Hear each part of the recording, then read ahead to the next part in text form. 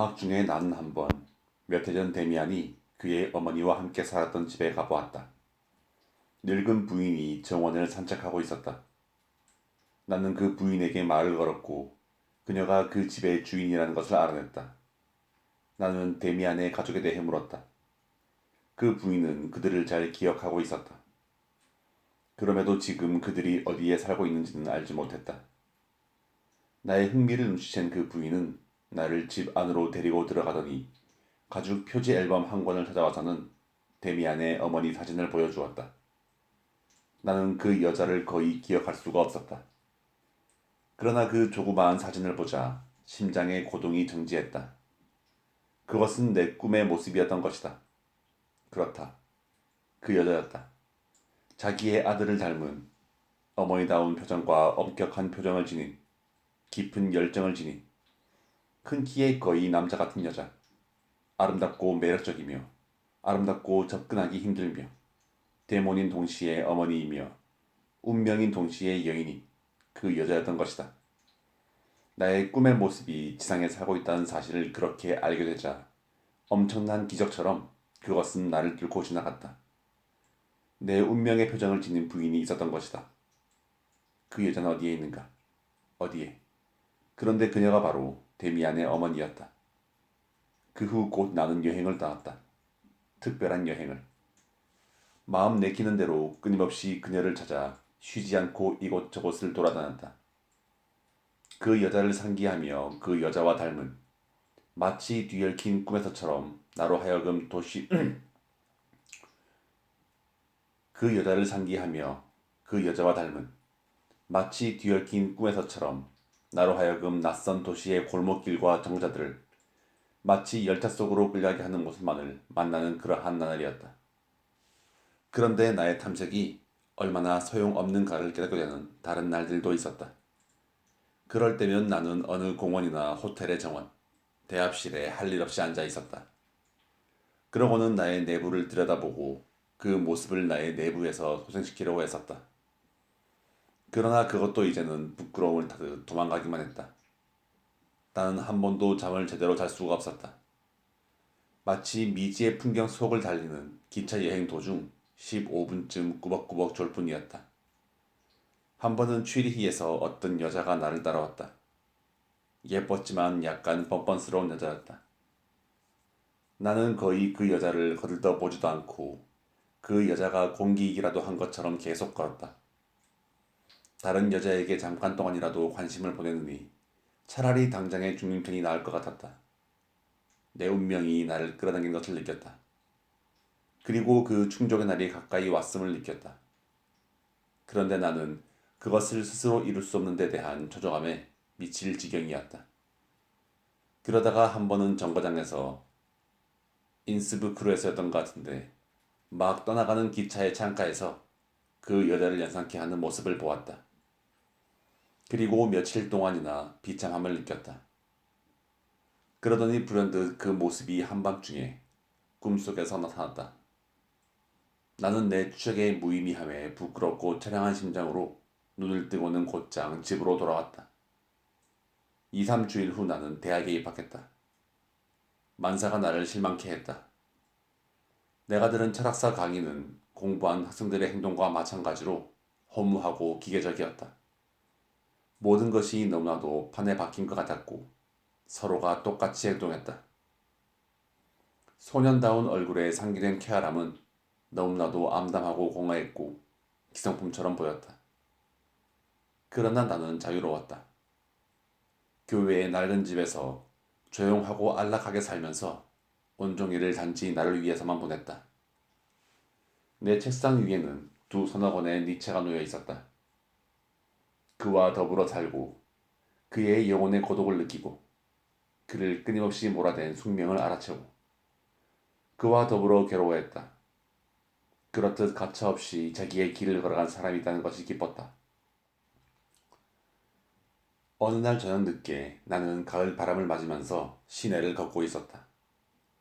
음식점에서 대학생들이 부르는 노랫소리가 들려왔다. 활짝 열린 창문을 통해 담배 연기가 뭉게뭉게 솟아나왔다. 노랫소리는 세찬 파도처럼 크게 넘쳐나왔으나 그럼에도 흥겹지가 않고 생기 없이 단조로웠다. 나는 거리 모퉁이에 서서 귀를 기울였다.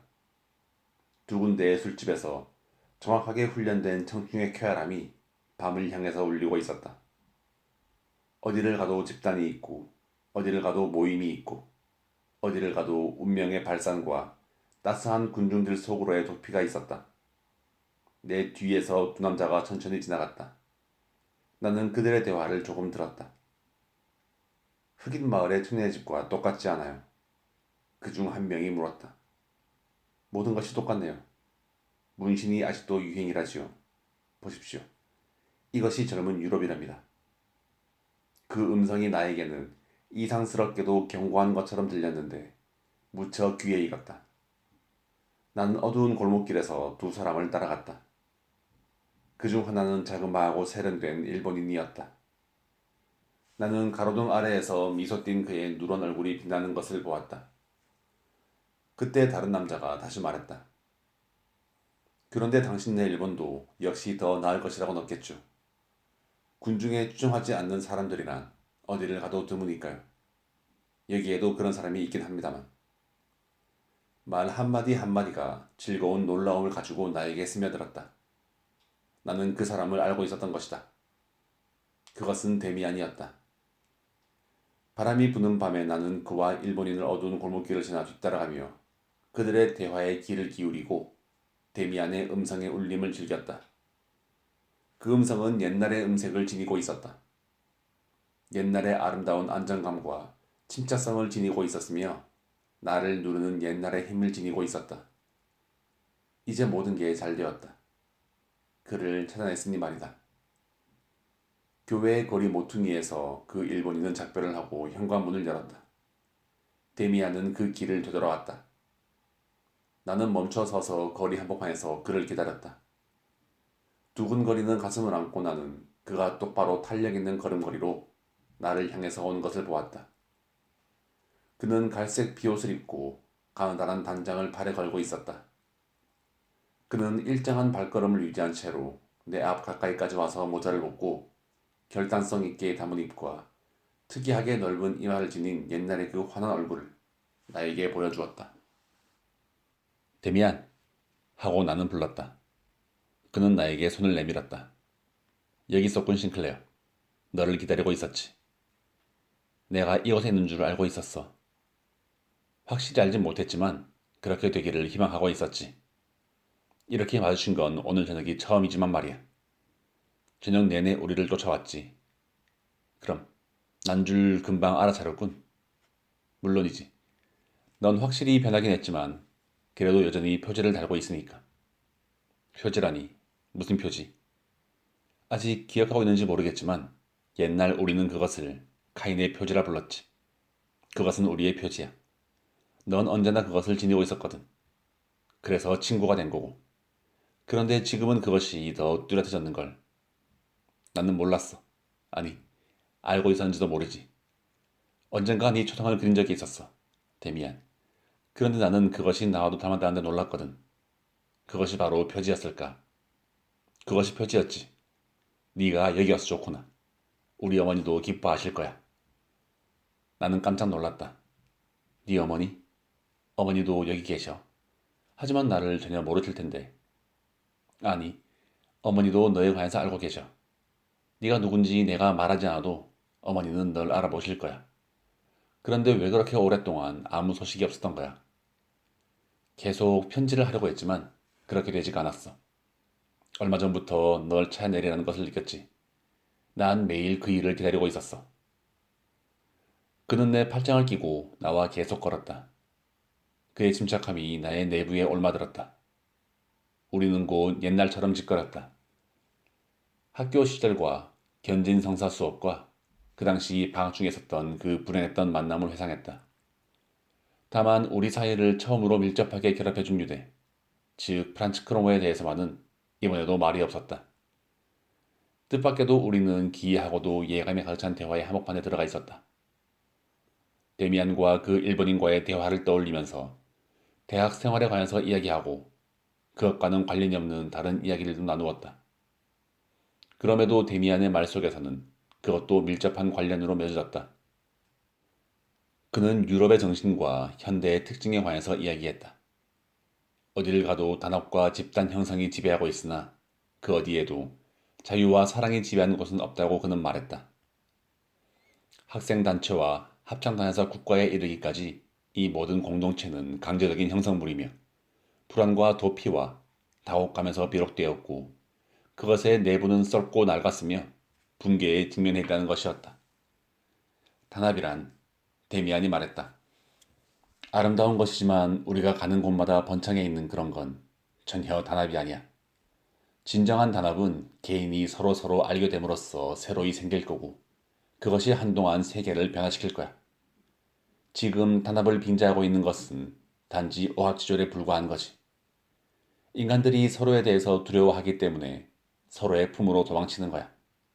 신사는 신사끼리, 노동자는 노동자들끼리, 학자는 학자들끼리 말이야. 그런데 왜 그들은 두려워할까? 자기 자신과 하나가 되지 못하기 때문이야. 한 번도 자기 자신에게 귀의하지 못했기 때문이지. 내부에 알지 못하는 것에 대한 두려움을 품은 인간들의 공동체라니.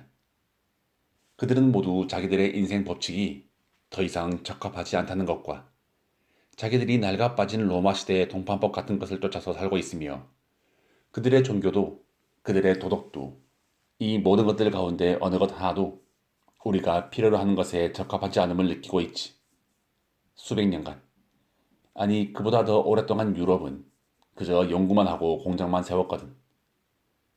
그들은 한 사람의 인간을 죽이기 위해 몇 그램의 화약이 필요한가는 정확히 알고 있지만 신에게 기도를 드리는 법도 알지 못하고 한 시간 동안이라도 만족해 있을 수 있는 방법을 찾는 법도 모르거든. 학생 투정 같은 곳을 한번 들여다봐. 아니면 부자들이 찾아드는 유흥장들을 봐. 절망이야, 싱클레어. 어디서도 명랑이라고 나오지 않거든. 그렇듯 불안스레 모여있는 사람들은 두려움과 악의에 가득 차서 아무도 신뢰하지 않지. 그들은 이미 이상이 아닌 이상에 매달려 있고 새로운 이상을 세우는 모든 사람들에게 돌팔매질을 하는 거야. 싸움이 있으리라는 것을 난 느껴. 싸움이 벌어질 거야. 머지않아. 틀림없어. 물론 그것이 세계를 개사하진 못하겠지만 노동자가 공장주를 때려 죽이거나 아니면 러시아와 독일이 서로 총질을 하거나 단지 소유자만이 바뀔 뿐이지. 그러나 그렇다고 해서 그것이 헛된 것은 아닐 거야. 그것은 오늘날의 이상의 무가치함을 증명해 줄 테니까. 그리고 석기 시대의 신들을 제거해 줄 거야. 현재대로의 이 세계는 바야흐로 죽어가고 있지. 그것은 멸망하고 있으며 또 그렇게 되고 말 거야. 그때 그럼 우리는 어떻게 될까? 나는 물었다. 우리? 아, 우리도 아마 함께 멸망하겠지. 우리 같은 사람들도 맞아 죽을 가능성이 있으니까. 단지 우리 모두가 그런 식으로 처리되지 않기를. 우리에게서 남는 것이나 우리 가운데 살아남은 자들의 주위에 미래의 의지가 집결할 거야. 유럽이 한동안 기술과 과학이라는 시장으로 떠들썩하게 덮어 눌렀던 인간성의 의지가 나타나겠지. 그러고 나서야 인간성의 의지가 국가와 민족, 단체와 교회 같은 오늘날의 공동체의 의지와는 결코 같지 않음이 드러나겠지. 자연히 인간에 대해서는 원하는 바는 각 개인의 마음속에, 자네나 나의 마음속에 적혀 있는 거야. 그것은 그리스도의 마음속에도 적혀 있었고 니체의 마음속에도 적혀 있었지. 이 중요한 주를 위한 그러한 공간이 생길 거야. 오늘날의 공동체가 무너져 버리고 나면 말이야. 우리는 늦게서야 시냇가의 정원 앞에 멈춰섰다. 여기가 우리 집이야. 데미안이 말했다. 곧 한번 놀러와. 우리는 널 몹시 기다리고 있으니까. 기쁜 마음으로 나는 차가워진 밤 공기 속을 걸어 멀리 돌아왔다. 시내 곳곳에서 집으로 돌아가는 대학생들이 소란을 피우며 비틀거리고 있었다. 자주 나는 그들의 우스꽝스러운 즐거움과 나의 고독한 생활 사이에 대립을 느꼈다. 결핍감과 때로는 조소를 느끼면서 그러나 이제껏 한 번도 나는 오늘처럼 침착성과 비밀스러운 힘을 가지고 그것이 나와는 얼마나 무관한지 내게서 그 세계가 얼마나 멀리 사라져 버렸는지를 느껴본 적은 없었다. 나는 내 고향의 관리들, 늙고 신분이 높은 신사들을 상기했다. 그들은 마치 행복한 낙원의 추억처럼 음주로 허송한 그들의 대학 시절의 추억에 집착하고 마치 시인이나 그 밖의 낭만주의자들이 그들의 유년 시절에 바치는 것과 흡사하게 자신들의 대학 시절에 사라져버린 자유를 예찬했다. 어디에서나 똑같았다. 그들은 어디에서나 자기들의 책임을 상기케 하고 자신의 길을 가도록 주의를 받는지도 모르는 불안 속에서 자기들의 과거 어딘가에서 자유와 행복을 찾는 것이었다. 2, 3년간 폭음을 하고 환호하고 그러고 나서 사람들은 기어들어 와서는 관청의 성실한 관리가 되는 것이다. 그렇다. 썩었다. 우리의 나라는 썩은 것이다. 그러나 대학생들의 이런 바보 같은 글 밖의 수백 가지의 일보다는 좀 더 영리하고 좀 더 질이 좋은 편이긴 했다. 그럼에도 불구하고 내가 멀리 떨어진 나의 숫솔에 도달해 잠자리에 들었을 땐 이 모든 생각은 사라져버리고 없었다. 그리고 내 온 정신은 오늘이 나에게 준 대단한 약속에 쏠려 있었다.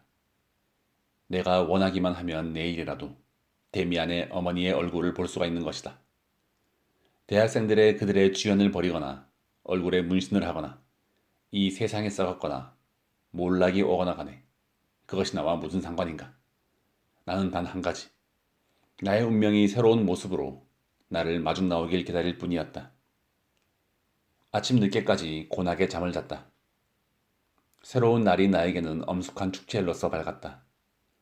그것은 나의 소년시절의 성탄절 축제 이래 경험하지 못한 그러한 날이었다.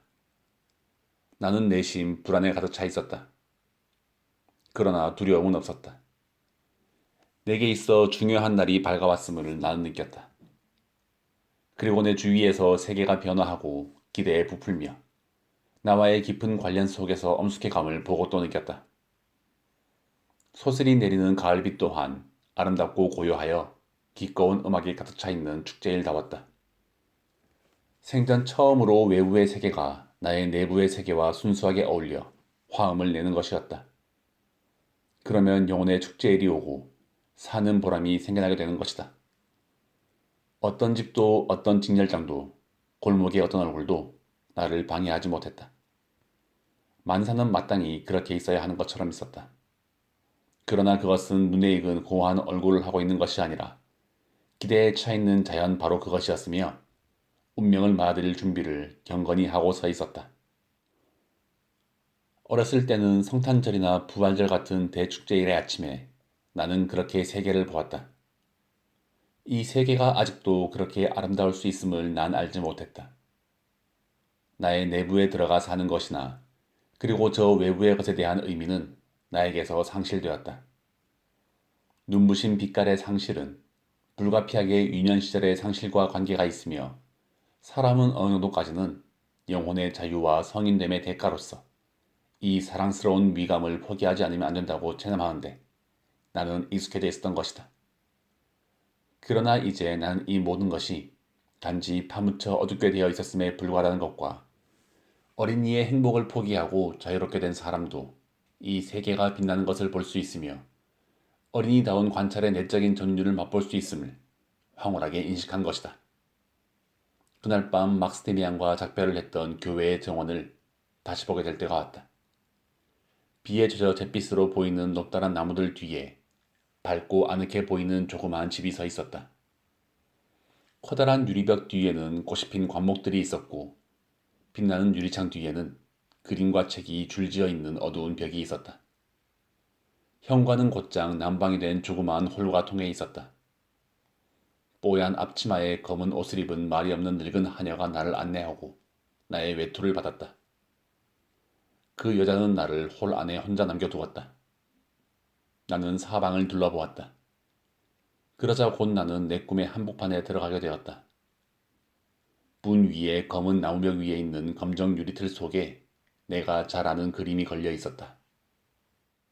그것은 지구의 껍데기로부터 날아오르려고 하는 황금빛 매의 머리를 한 나의 새였다. 감동한 나는 주춤하고 서 있었다. 그 순간에 내가 이제껏 행하고 경험했던 온갖 것들이 해답과 시련으로 나에게 되돌아온 것처럼 나는 기뻤고 동시에 슬프기도 했다. 수없는 형상이 번개처럼 빠르게 내 영혼을 스쳐 지나가는 것을 보았다. 현관문의 아치 위에 돌로 된 문장을 달고 있는 고양지. 그 문장을 그리던 소년 데미안. 두려움에 가득 차 나의 원수 크롬웨에 속박이 얽혀있던 소년으로서의 나 자신. 조용한 교실의 책상에서 나의 동경의 새해를 그리며 영원히 제 스스로의 그물에 뒤적였던 청년으로서의 나 자신. 그리고 모든 것이, 이 순간까지에 이르는 모든 것이 나의 뇌부에서 되울리고 시인되고 대답되고 긍정되었다. 젖어오는 눈으로 나는 내 그림을 응시하며 나의 마음속을 읽었다. 그때 내 눈길이 아래쪽으로 향했다. 새 그림 아래 열린 문 앞에 검은 옷을 입은 키 큰 부인이 서 있었던 것이다. 바로 그 여자였다. 나는 한마디도 할 수가 없었다. 아들과 마찬가지로 시간과 나이도 없고 활기차고 의지에 넘쳐있는 얼굴을 지닌 아름답고 품위 있는 부인이 나를 향해서 정답게 미소를 보내고 있었다. 그녀의 눈길은 충족이었고 그녀의 인사는 귀향을 뜻했다. 잠자코 나는 그녀에게 두 손을 뻗었다. 그녀는 그것을 굳건하고 따스하게 잡아두었다. 싱클레어죠. 첫눈에 알아봤어요. 잘 왔어요. 그녀의 음성은 낮고 따스했다. 나는 감미로운 포도주라도 마시듯이 그 음성을 들이켰다. 그리고 이제 시선을 들어 그 여자의 고요한 얼굴과 검고 깊이를 알 수 없는 두 눈을 들여다보고 신선하고 성숙한 입과 표지를 달고 있는 활짝 트이고 기품이 있는 이마를 쳐다보았다. 얼마나 기쁜지 모르겠습니다. 이렇게 말하고 나는 그녀의 두 손에 입을 맞추었다. 저는 한평생 언제나 길 위에 있는 것 같았습니다. 이제야 집에 온 것입니다. 그녀는 어머니처럼 미소를 띄었다. 아무도 집으로 돌아갈 수는 없어요. 그녀는 다정스럽게 말했다. 그러나 친밀한 두 길이 만날 때는 온 세계가 얼마 동안은 고향처럼 보이죠. 그녀는 이곳에 오는 도중에 내가 느꼈던 바를 말했다. 음성과 말 또한 아들의 그것과 매우 닮아 있었다. 그러나 전혀 딴판이기도 했다. 모든 것이 한결 더 성숙해 있었고 더 따스했고 한층 더 자명했다. 그러나 막스가 전에 누구에게도 소년의 인상을 주지 않았던 것처럼 그녀의 어머니도 전혀 성장한 아들의 어머니처럼 보이지 않았다. 얼굴과 머리칼 위에 감도는 숨결은 그토록 젊고 감미로웠고 황금빛 살결은 너무도 팽팽하고 주름살이라고 넣었으며 그 입은 꽃처럼 피어 있었다. 나의 꿈속에서보다 훨씬 위풍이 있게 그녀는 내 앞에 서 있었다.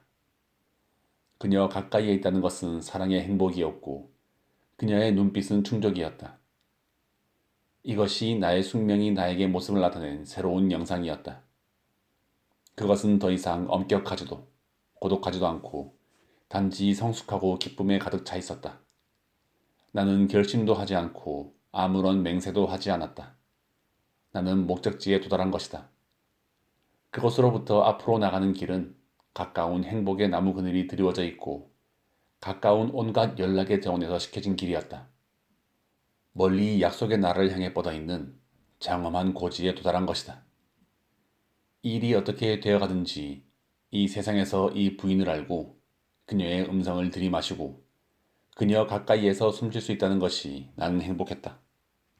설사 그녀가 나에게 어머니가 되든 애인이 되든 여신이 되든 단지 거기에 있기만 하다면 나의 길이 그녀의 길 가까이에 있기만 하다면 그녀는 나의 매 그림을 가리켰다. 당신이 우리 막스에게 이 그림을 주었을 때만큼 그가 크게 기뻐한 적은 없어요. 그녀는 생각에 잠기며 말했다. 나도 그랬죠. 우리는 당신을 기다렸어요. 이 그림이 오자 당신이 우리에게로 오는 중임을 알았죠. 당신이 조그만 소녀였을 때 말이에요. 싱클레어. 어느 날 우리 집 애가 학교에서 와서 말했어요. 이마에 표지가 있는 아이가 있어요. 그 애는 틀림없이 내 친구가 될 거예요. 라고. 그 애가 당신이었죠. 당신은 쉽지 않았겠지만 우리는 당신을 신뢰했습니다. 방학 때 집에 왔을 때 막수와 만난 일이 있었죠. 그 당시 당신은 아마 16살쯤 되었을 거예요. 막스가 그 일에 대해서 이야기를 해주더군요. 나는 그녀의 말을 가로막았다. 오, 그가 그것을 말했나요? 그 당시는 제게 가장 비참했던 시절이었죠. 알아요.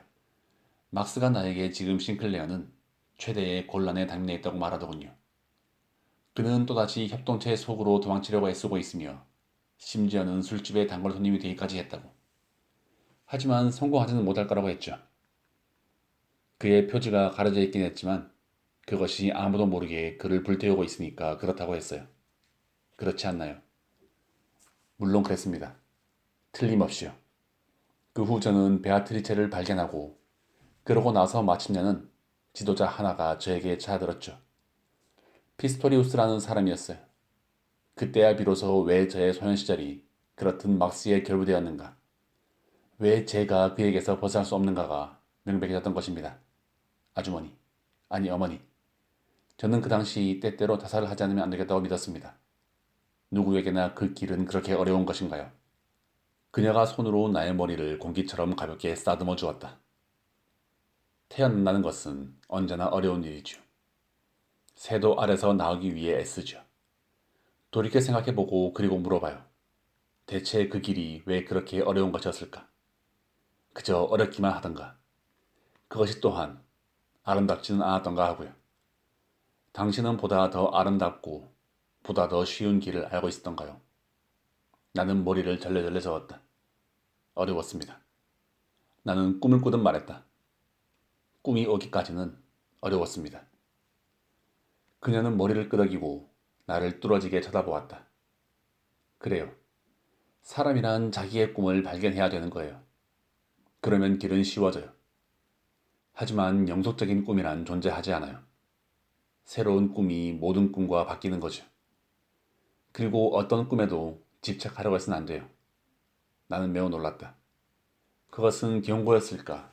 아니면 방어였을까? 그러나 매한 가지였다.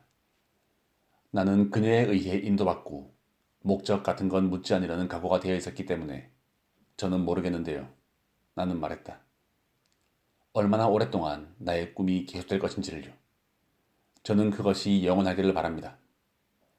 새의 그림 아래에서 저의 운명은 마치 어머니처럼 그리고 마치 애인처럼 저를 맞아주었습니다. 저는 운명에 속해 있으며 그 밖에는 아무에게도 속해 있지 않습니다. 그 꿈이 당신의 운명인 한에 있어서는 당신은 그것에 대하여 언제나 충실해야겠죠. 그녀는 엄숙하게 결론 짓듯 말했다. 뒤에 가. 그리고 이 매혹당한 순간에 죽고 싶다는 간절한 소망이 나를 사로잡았다. 나는 눈물을 억누를 길이 없이 내 안에서 흘러넘쳐 나를 압도하고 있는 것을 느꼈다. 황급히 나는 그녀에게서 얼굴을 돌리고 창가로 걸어가서 흐릿해진 눈으로 화분의 꽃 너머 저쪽을 바라보았다. 등 뒤에서 나는 그녀의 목소리를 들었다. 그 목소리는 침착하게 들렸다. 그러나 포도주로 가득 채워진 잔처럼 사랑에 가득 차 있었다. 싱클레어, 당신은 어린애로군요. 물론 당신의 운명은 당신을 사랑하고 있어요. 당신이 충실함을 잃지 않는다면 당신이 꿈꾸고 있듯이 그것은 언젠가는 완전히 당신의 것이 될 거예요. 나는 진정하고 다시 그 여자에게로 얼굴을 돌렸다. 그녀가 내게 손을 내밀었다. 나에겐 몇 명의 친구가 있죠. 그녀는 미소를 띠며 말했다. 몇 안 되지만 극히 가까운 친구들인데 그들은 나를 에바 부인이라고 부른답니다. 당신도 원한다면 그렇게 불러요. 그녀는 나를 문가로 데려가서 문을 열고 정원을 가리켰다. 저 바깥에 막스가 있어요. 높다란 나무 아래 나는 멍하니 충격을 느끼면서 서 있었다. 이제까지보다 더 깨어있는 것인지 또는 꿈을 꾸고 있는 것인지 알지 못했다. 빗방울이 나뭇가지에서 방울져 떨어졌다. 나는 천천히 강 기슭을 따라서 멀리 뻗어있는 정원 안으로 걸어 들어갔다. 거기에서 나는 마침내 데미안을 발견했다. 그는 탁 트인 정원의 정자 안에서 우통을 벗고 서서 허공에 매달린 모래주머니 앞에서 권투 연습을 하고 있었다. 놀라서 나는 멈추었다. 데미안은 멋있어 보였다. 널따란 가슴, 야무지고 남성적인 머리, 게다가 쳐든 두 팔은 긴장된 근육으로 강하고 단단해 보였다.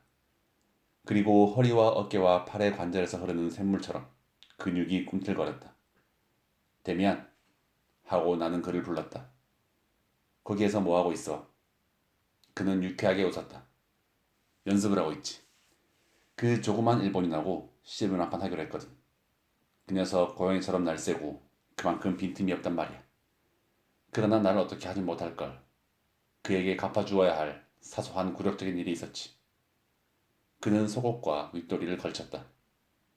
벌써 우리 어머니한테 갔었어? 그래 데미안. 네 어머니는 정말 근사한 분이셔. 에바 부인이란. 그 이름은 완벽하게 그분에게 어울리거든. 모든 존재의 어머니 같단 말이야. 그는 잠시 생각한 듯이 내 얼굴을 들여다보았다. 벌써 그 이름을 아니? 그렇다면 자랑해도 되겠는걸. 어머니가 초면에 당신 이름까지 얘기한 건 네가 처음이니까 말이야. 그날부터 나는 아들이나 형제처럼 그 집에 드나들었다. 그러나 또한 마치 여인처럼 드나들기도 했다. 현관문을 닫고 그 집에 들어설 때면, 아니 멀리에서 정원의 높은 나무들이 나타나는 것을 볼 때면 나는 벌써 흡족하고 행복했다. 밖에는 현실이 있었다. 밖에는 거리와 집, 사람과 시설, 도서관과 강의실이 들어 있었다. 그런데 여기 집안에는 사랑과 영혼이 있었고 전설과 꿈이 살고 있었다. 그럼에도 불구하고 우리는 결코 세상과 차단되어 살고 있는 것은 아니었다. 생각이나 대화에서는 때로 이 세상의 한복판에서 살았던 것이다. 다른 영역에 살았지만 우리는 다수의 사람들과 경계선으로 분리되어 있는 것이 아니라 단지 보는 방식의 차이에 따라 분리되어 있었다. 우리의 사명은 이 세계에 단 한 개의 섬을 보여주는 것이었다. 그것은 하나의 모험일지도 모르지만 하여간에 살아가는 데 있어서의 다른 기능성에는 틀림이 없었다. 나는 오랫동안 고립되어 있었던, 나는 단지 완전한 고독을 맛본 인간들 사이에서만 가능한 협동사회를 알게 되었다. 다시는 결코 행복한 사람들의 식탁이나 흥겨워하는 사람들의 축제에 끼기를 원치 않을 것이다. 다른 사람들의 협동체를 보더라도 결코 부러움이나 향수를 떠올리지 않을 것이다. 그리하여 차츰 나는 표지를 달고 있는 사람들의 비밀과 통하게 되었던 것이다.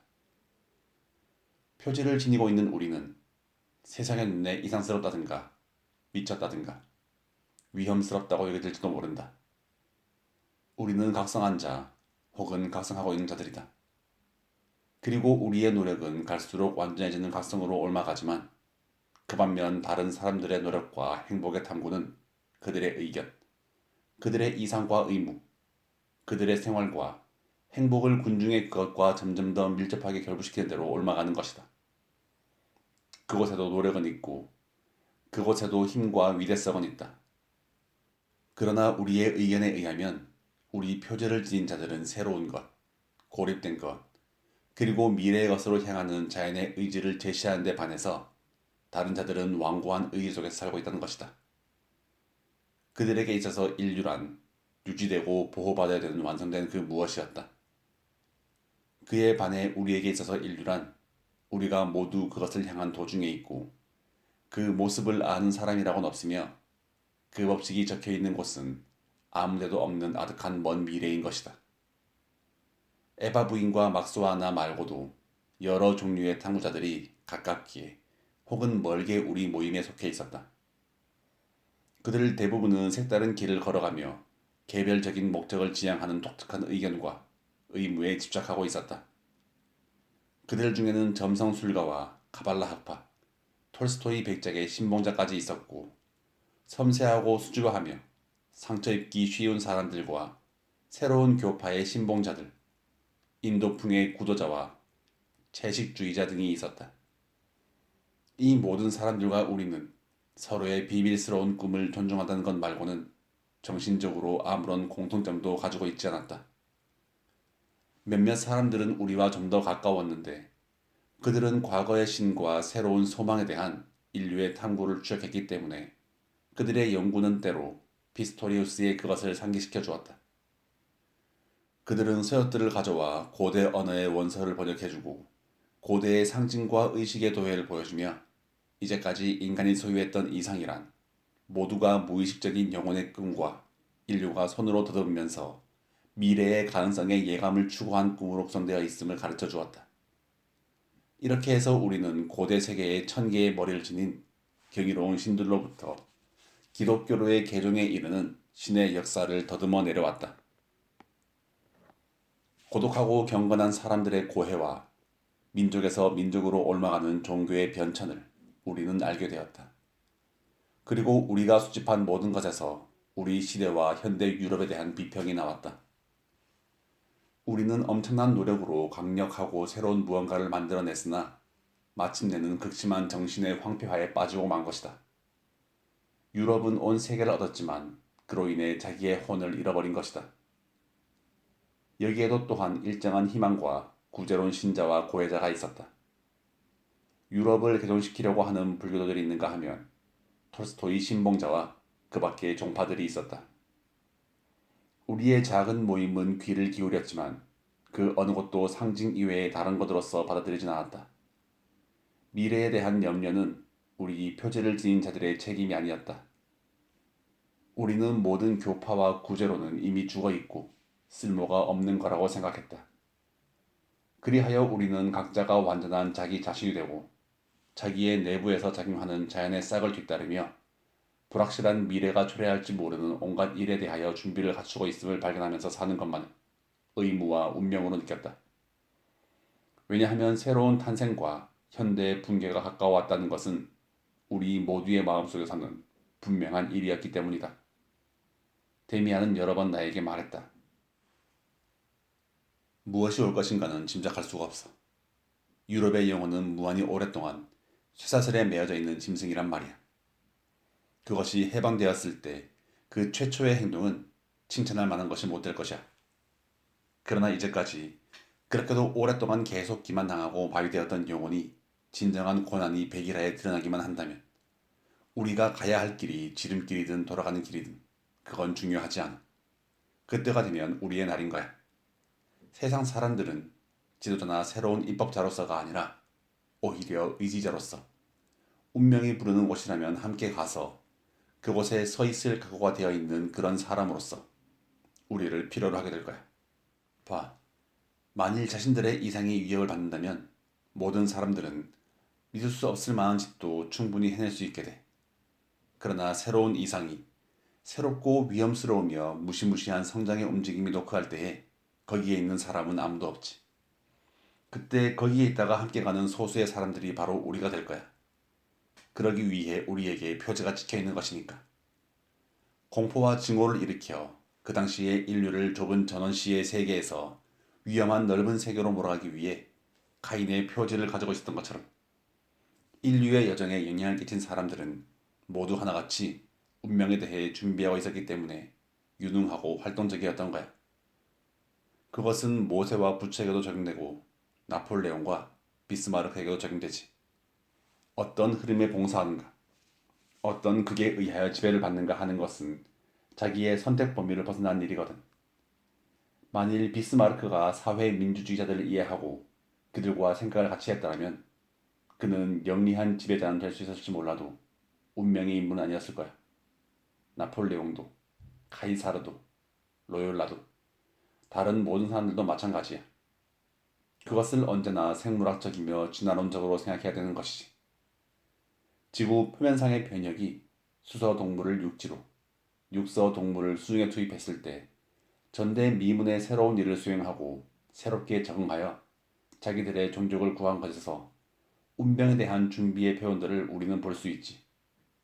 그것이 그 이전에 자기들의 종족 가운데에서 보수적이고 보존적이었는지 변태적이고 혁명적이었는지는 우리는 알지 못하지만 어쨌든 그들은 준비하고 있었던 것이고 그렇기 때문에 새로운 발전으로 넘어가면서 자기들의 종족을 구할 수 있었던 거야. 그것을 우리는 알고 있지. 그러므로 우리는 준비를 하려는 거야. 그러한 대화를 나눌 때 에바 부인은 때때로 함께 있었다. 그러나 스스로 이런 식의 이야기에 끼어들진 않았다. 그녀는 자기 생각을 말하는 우리 각자에게 신뢰와 이해심으로 가득 찬 경청자이며 반향이었던 것이다. 그러한 생각들이 모두 그녀에게서 나와 그녀에게로 되돌아가는 것처럼 보였다. 그녀 가까이에 앉아 있거나 때때로 그 목소리를 듣고 그녀를 에워싸고 있는 성숙과 영혼의 분위기에 한몫 끼는 것은 나로서는 행복한 일이었다. 나의 내부에서 그 어떤 변화나 혼탁이나 또는 혁신이 일어나고 있을 때면 그녀는 곧 그것을 인지했다. 내가 잠잘 때 꾸는 꿈들이 마치 그녀로부터 불어넣어진 것처럼 여겨졌다. 나는 자주 그녀에게 이 이야기를 했다. 그러면 그 꿈은 그녀에겐 이해할 만한 것이 되고 자연스러운 것이 되었다. 그녀가 분명한 느낌으로 따를 수 없는 기상천외한 일이란 존재하지 않았다. 얼마 동안 나는 마치 우리의 일상적인 대화를 그대로 옮겨놓은 것 같은 꿈을 꾸었다. 온 세계가 혼란에 빠지고 나 혼자서 또는 데미안과 함께 긴장하여 위대한 운명을 기다리는 꿈을 나는 꾸었던 것이다. 운명은 가려워진 채로 있었다. 그러나 어쩐지 에바 부인의 표정을 지니고 있었다. 그녀에 의해 선택되거나 배척받거나 그것이 바로 운명이었다. 여러 번 그녀는 내게 미소를 띠면서 말했다. 당신의 꿈은 완전치 않아요, 싱클레어. 당신은 제일 좋은 것을 잊어버렸어요. 그러고 나서야 나는 다시 그것을 떠올리게 되고 어떻게 그것을 잊을 수 있었는지 이해할 수가 없었다. 때때로 나는 불만을 느끼고 욕구에 시들렸다. 그녀를 끌어안지도 못하면서 가까이에서 본다는 것은 더 이상 참을 수 없는 일이라고 나는 생각했다. 그것을 곧 그녀도 알아차렸다. 한 번은 내가 여러 날 동안 찾아가지 않다가 그 후 혼란스러운 마음으로 다시 찾아갔을 때 그녀는 나를 곁으로 데려가서 말했다. 당신이 믿지도 않는 소망에 정신을 잃어서는 안 돼요. 당신이 무엇을 소망하고 있는지 난 알고 있어요. 당신은 그 소망을 버리거나 아니면 완전하고 올바르게 바라지 않으면 안 됩니다. 당신이 그것의 성취를 마음속에 완전히 확신해야 성취도 있는 것입니다. 그러나 당신은 소망하면서 그것을 후회도 하고 동시에 겁을 집어먹죠. 이 모든 것은 극복되어야 하는 거예요. 전설 이야기를 하나 해드리죠. 그러더니 별에 반한 젊은이 이야기를 해주는 것이었다. 그는 바닷가에 서서 손을 뻗쳐 별을 예배했다. 그는 별의 꿈을 꾸고 자기의 생각을 별에게 보냈다. 그렇지만 사람이 별을 끊어낼 수 없음을 그도 알고 있었다. 아니, 알고 있다고 생각했다. 그는 충족될 희망도 없이 별을 사랑하는 것은 자기의 운명이라고 생각했다. 그리고 이 세상에서 체념과 자기 정화에 대한 무언에 충실한 고민을 읊은 완전한 생명의 시를 지었다. 그러나 그의 꿈은 모두 별을 찾아갔다. 그는 어느 날 밤 다시 바닷가 높은 낭떠러지 위에 서서 별을 쳐다보고 별에 대한 사랑을 불태우고 있었다. 그리하여 그리움이 결정에 달한 순간 그는 몸을 던져 별을 향해서 허공으로 비상했다. 그러나 그 도약의 순간 그는 번개처럼 생각했다. 정말 되지도 않을 일이다. 라고. 그리고 그는 바닷가에 떨어져 박살이 났다. 그는 사랑하는 법을 이해하지 못했던 것이다. 만일 그가 뛰어올랐던 그 찰나에 굳고 확실하게 그 일의 성취를 믿는 정신력만 가졌던들 그는 하늘로 날아올라가서 별과 하나가 되었을 터였다. 사랑은 간청해서는 안 되는 거예요. 그는 말했다. 또한 요구해도 안 되죠. 사랑은 자기의 내부에서 확신에 이를 수 있는 힘을 지니지 않으면 안 되는 것입니다. 그러면 그것은 끌려오는 것이 아니라 제 스스로 끌어당기게 되는 거지요. 싱클레어, 당신의 사랑은 나에게 끌리고 있어요. 만일 내가 아니라 당신의 사랑이 나를 끌게 되면 나는 가겠어요. 나는 아무런 선물도 주고 싶지 않아요. 단지 획득당하고 싶은 거예요. 그러나 다음번에 그녀는 나에게 다른 이야기를 해주었다. 희망도 없이 사랑하는 남자가 있었다. 그는 자기의 영혼 속에 완전히 틀어박혀 사랑하는 나머지 다 없어질 것 같다고 말했다. 그에게는 이 세계가 사라져 버렸으며 푸른 하늘도 파릇파릇한 숲도 더 이상 보이지 않았다. 그에게는 시냇물도 졸졸거리지 않았고 하프도 울리지 않았다. 모든 것이 가라앉아 버렸고 그는 가난하고 비참해졌다. 그러나 그의 사랑은 자라났다. 그리하여 그는 사랑하는 그 예쁜 여자를 소유하지 못하느니 차라리 죽어버리고 멸망해 버렸으면 하고 바랬다. 그때 그는 자기의 사랑이 자기의 내부에 있는 온갖 다른 것들을 불태워버렸음을 느꼈다. 그리하여 그 사랑은 강력해져 그 여자를 끌어당겼다. 그러자 그 아름다운 여자는 따라오지 않을 수 없었다. 그 여자가 왔다. 그는 그 여자를 자기에게로 끌어당기기 위해 두 팔을 활짝 벌리고 서 있었다. 그러나 그 여자가 그의 앞에 와서자 그 여자는 아주 달라져 있었다. 그리하여 그는 자기가 잃어버린 온 세계를 자기에게로 끌어당겼음을 전율과 함께 느끼고 그리고 보았다. 그 세계는 그의 앞에 서서 그에게 몸을 맡겼다. 하늘과 숲과 시내, 이 모든 것들이 새로운 빛을 띠고 생생하고 화창하게 그를 향해 와서 그의 것이 되고 그의 말을 하는 것이었다. 이렇게 그는 단순히 한 사람의 여성을 얻는 대신 온 세계를 마음속에 지니게 되었던 것이다. 하늘의 모든 별은 그의 내부에서 타오르고 그의 영혼을 들고 환희의 불꽃을 뿜어냈다. 그는 사랑을 했다. 자기 자신을 발견했던 것이다. 그러나 대부분의 사람들은 사랑을 통해 자기를 잃는다. 에바 부인에 대한 나의 사랑이 내게는 내 생활의 유일한 내용인 것처럼 보였다. 그러나 매일같이 그것은 다른 모습을 띠었다. 때때로 나는 나의 본성이 도달하려고 애쓰는 것은 그녀 개인이 아니라 그녀는 다만 나의 내면의 상징에 불과하며 나를 나의 내부로 더욱더 깊이 이끌려 하고 있음을 느끼는 것 같았다. 때때로 나는 나의 마음을 움직이는 절박한 질문에 대하여 나의 무의식이 대답하고 있는 것처럼 들리는 그녀의 이야기를 들었다. 또 내가 그녀 옆에서 관능적인 욕망에 불타고 그녀가 만진 물건에 입을 맞추는 그러한 순간도 있었다. 그리고 점차 관능적인 사랑과 비관능적인 사랑이, 현실과 상징이 서로 겹쳐졌다. 그러고는 내가 우리 집 내 방에서 그녀를 조용한 마음으로 생각하면 그녀의 손을 나의 손 안에, 그녀의 입술을 내 입술 위에 느끼고 있다고 생각된 적도 있었다. 또는 내가 그녀 곁에 있어서 그 얼굴을 들여다보고 그녀와 이야기를 하며 또 그녀의 목소리를 들으면서 그럼에도 그녀가 현실적으로 존재하는가 또는 꿈이 아닌가를 알지 못했다. 어떻게 사랑을 지속적이고 불멸의 것으로 간직할 수 있는가를 나는 예감하기 시작했다. 어떤 책을 읽다가 나는 새로운 인식을 느꼈는데 그것은 에바 부인의 입맞춤과 똑같은 느낌이었다. 그녀는 나의 머리카락을 쓰다듬어주며 성숙하고 향기로운 따스함을 품고 나에게 미소를 지어주었다. 그러자 나는 마치 나 자신의 내부에 무슨 진보라도 이룬 것 같은 느낌이 들었다. 나에게 있어 중요하고 운명이었던 온갖 것들이 그 여자의 모습을 지니게 되었다. 그녀는 나의 모든 생각으로 변신할 수 있었고 나의 모든 생각은 그 여자로 변신할 수 있었다. 2주일이나 에바 부인과 떨어져서 산다는 것은 틀림없이 고통이라고 생각했으므로 나의 부모님과 함께 지내야 될 성탄절 휴가를 두려워했다. 그러나 고통은 아니었다. 집에 있으면서 그녀를 생각한다는 건 멋진 일이었다. HC로 되돌아와서도 나는 이틀 동안이나 이 안정감과 관능적인 그녀의 현존으로부터의 독립감을 즐기기 위하여 그녀의 집을 멀리했다. 또한 나는 그녀와의 융합이 새로운 비유적인 방법으로 이루어진 꿈도 꾸었다.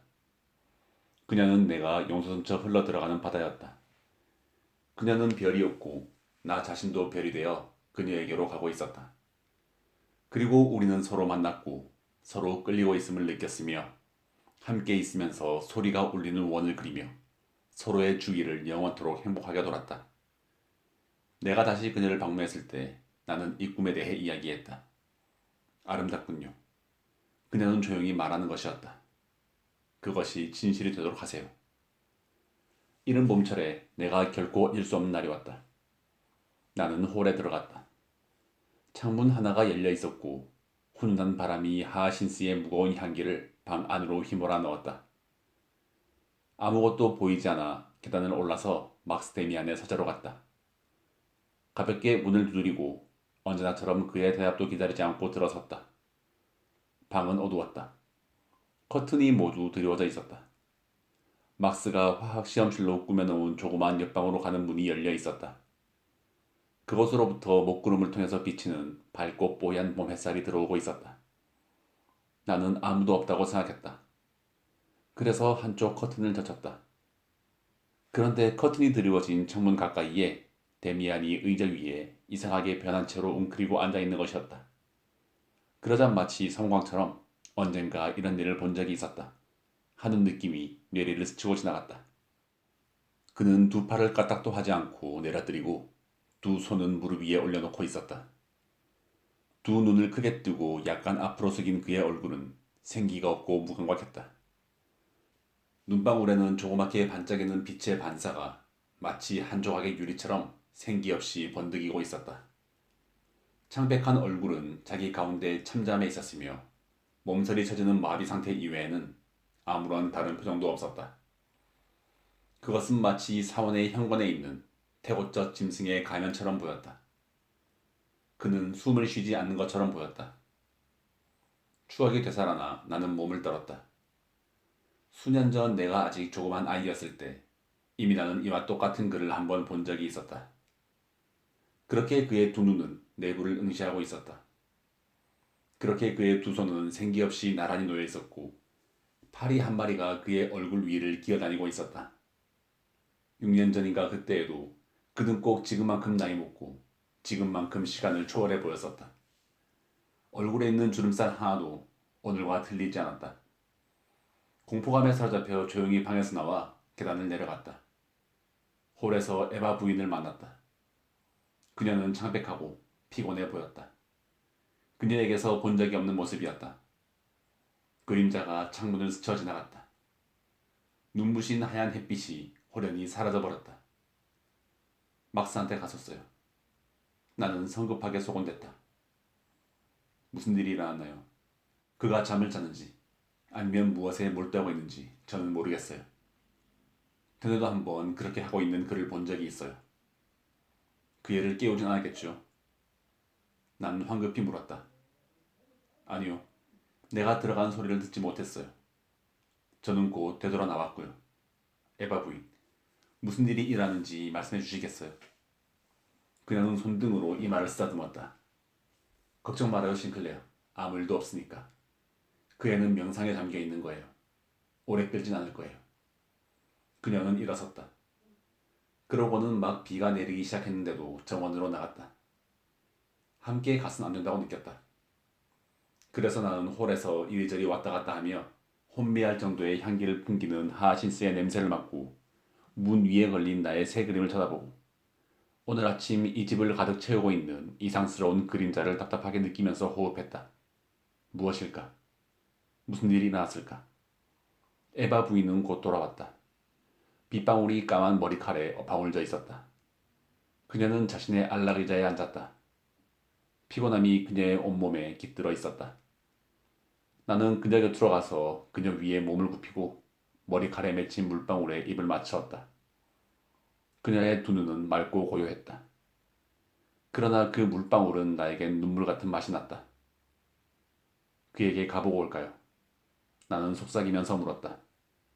그녀는 희미하게 미소를 지었다. 어린애 같은 짓 마세요, 싱클레어.